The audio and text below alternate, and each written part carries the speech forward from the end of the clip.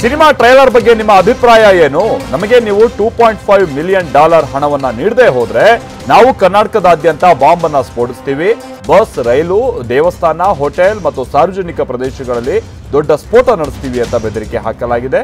ಅಷ್ಟೇ ಅಲ್ಲ, ನಾವು ಮುಂದೆ ಅಂಬಾರಿ ಉತ್ಸವ ಬಸ್ ಅನ್ನ ಸ್ಫೋಟಿಸ್ತೀವಿ ಅಂತಾನೂ ಮೇಲ್ನಲ್ಲಿ ಬೆದರಿಕೆಯನ್ನ ಹಾಕಲಾಗಿದೆ. ಸಿಎಂ ಸಿದ್ದರಾಮಯ್ಯ ಹಾಗೆ ನನ್ನ ಕಚೇರಿಗೆ ಇಮೇಲ್ ಮುಖೇನವಾಗಿ ಬಾಂಬ್ ಬೆದರಿಕೆ ಕರೆ ಬಂದಿರುವಂತದ್ದು ನಿಜ ಅಂತ ಡಿಸಿಎಂ ಡಿಕೆ ಶಿವಕುಮಾರ್ ತಿಳಿಸಿದ್ದಾರೆ.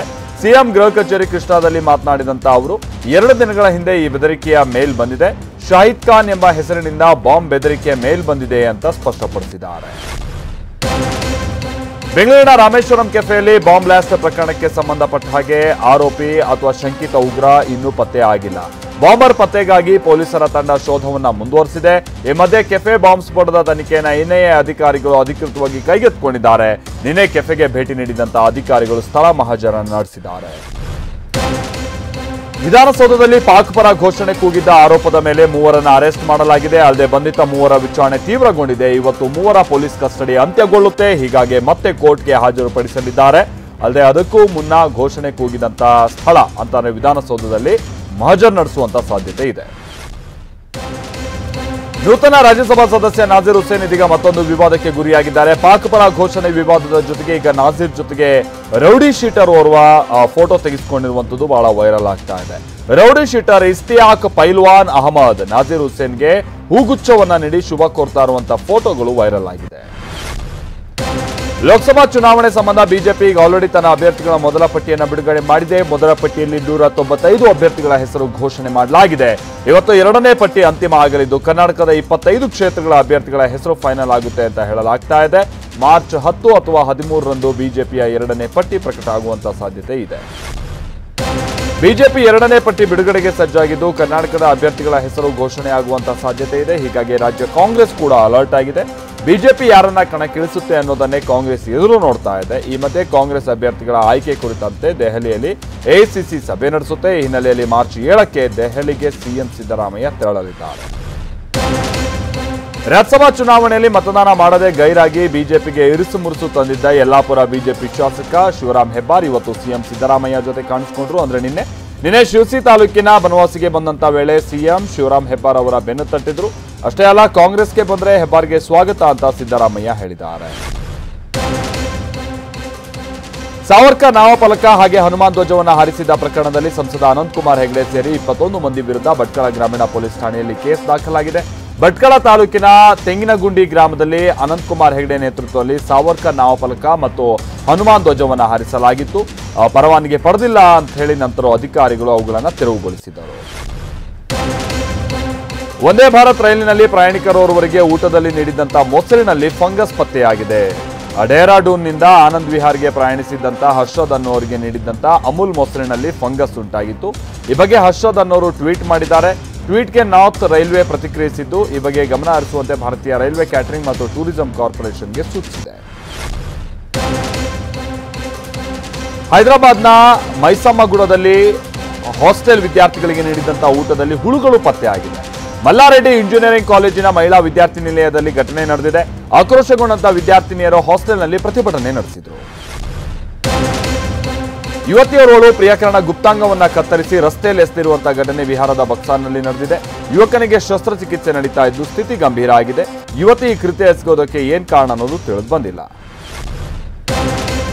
ಊಟದ ಬಳಿಕ ಮೌತ್ ಫ್ರೆಶ್ನರ್ ತಿನ್ನಂತ 5ರು ರಕ್ತವಾಂತಿ ಮಾಡಿಕೊಂಡಿದ್ದಂತ ಪ್ರಕರಣ ಸಂಬಂಧ ರೆಸ್ಟೋರೆಂಟ್ ಮ್ಯಾನೇಜರ್ ಅನ್ನ ಪೊಲೀಸರು ಅರೆಸ್ಟ್ ಮಾಡಿದ್ದಾರೆ. ನವದೆಹಲಿಯ ಗುರುಗ್ರಾಮದ ಲಾಫೊರೆಸ್ಟಾ ಕೆಫೆಯಲ್ಲಿ ಘಟನೆ ನಡೆದಿತ್ತು. ರೆಸ್ಟೋರೆಂಟ್ನ ಮ್ಯಾನೇಜರ್ ಗಗನ್ದೀಪ್ ಎಂಬಾತನನ್ನ ಇದೀಗ ಬಂಧಿಸಲಾಗಿದೆ. ತೆಲಂಗಾಣದ ಕಾಜಿಪೇಟೆ ರೈಲ್ವೆ ನಿಲ್ದಾಣದಲ್ಲಿ ನಿಂತಿದ್ದಂತ ಗೂಡ್ಸ್ ರೈಲಿಗೆ ಬೆಂಕಿ ಹೊತ್ಕೊಂಡಿದೆ. ಬೆಂಕಿ ಅವಘಡದಲ್ಲಿ ಯಾವುದೇ ಪ್ರಾಣಾಪಾಯ ಸಂಭವಿಸಿಲ್ಲ. ಗೂಡ್ಸ್ ರೈಲು ಬೆಂಕಿ ಹೊತ್ತಿ ಉರಿದಿದ್ದರಿಂದಾಗಿ ಪ್ರಯಾಣಿಕರಲ್ಲಿ ಆತಂಕ ಮನೆ ಮಾಡಿತ್ತು. ಸ್ಥಳಕ್ಕೆ ದೌಡಾಯಿಸಿದಂತ ಅಗ್ನಿಶಾಮಕ ದಳದ ಸಿಬ್ಬಂದಿ ಬೆಂಕಿಯನ್ನ ನಂದಿಸಿದ್ದಾರೆ. ಭಾರತದ ಮೊದಲ ಅಂಡರ್ ವಾಟರ್ ಮೆಟ್ರೋ ರೈಲು ಮಾರ್ಗ ಉದ್ಘಾಟನೆಗೆ ಸಜ್ಜಾಗಿದೆ. ಪಶ್ಚಿಮ ಬಂಗಾಳದ ಹೂಗ್ಲಿ ನದಿಯ ಅಡಿಯಿಂದ ಈ ಮೆಟ್ರೋ ರೈಲು ಮಾರ್ಗ ನಿರ್ಮಿಸಲಾಗಿದೆ. ಮಾರ್ಚ್ 6ನೇ ತಾರೀಕಿನಂದು ಪ್ರಧಾನಿ ಮೋದಿ ಈ ಮೆಟ್ರೋ ಮಾರ್ಗವನ್ನು ಉದ್ಘಾಟಿಸುತ್ತಾರೆ. ಅಂಗಡಿಯ ರೋಲಿಂಗ್ ಶಟರ್ ಅನ್ನ ಓಪನ್ ಮಾಡುವಂತ ಸಂದರ್ಭದಲ್ಲಿ ಮಹಿಳೆಯೊಬ್ಬರು ಅದಕ್ಕೆ ಸಿಕ್ಕಾಕೊಂಡು ಪರದಾಡ್ಬಿಟ್ರು. ಇಂಗ್ಲೆಂಡ್ನ ವೇಲ್ಸ್ನಲ್ಲಿ ಘಟನೆ ನಡೆದಿದೆ. 72 ವರ್ಷದ ವೃದ್ಧೆ ಧರಿಸಿದ್ದಂತ ಬಟ್ಟೆ ಸಿಕ್ಕಾಕೊಂಡು ರೋಲಿಂಗ್ ಶಟರ್ ಜೊತೆಗೆ ಮಹಿಳೆ ಕೂಡ ಮೇಲಕ್ಕೆ ಹೋಗಿ ನೇತಾಡ್ಬಿಟ್ಟಿದ್ದಾರೆ. ತಕ್ಷಣ ಓಡಿ ಬಂದಂತ ವ್ಯಕ್ತಿ ರೋಲಿಂಗ್ ಶಟರ್ ಅನ್ನ ಕೆಳಗಿಳಿಸಿ ವೃದ್ಧೆಯನ್ನ ಕಾಪಾಡಿದ್ದಾರೆ.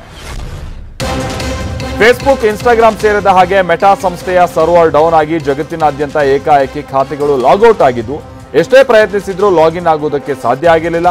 ಇದರಿಂದ ಬಳಕೆದಾರರು ಕಂಗಾಲಾಗಿದ್ರು. ಸುಮಾರು 2 ಗಂಟೆಗಳ ಬಳಿಕ ಸರ್ವರ್ ಸಮಸ್ಯೆ ಬಗೆಹರಿದಿದೆ.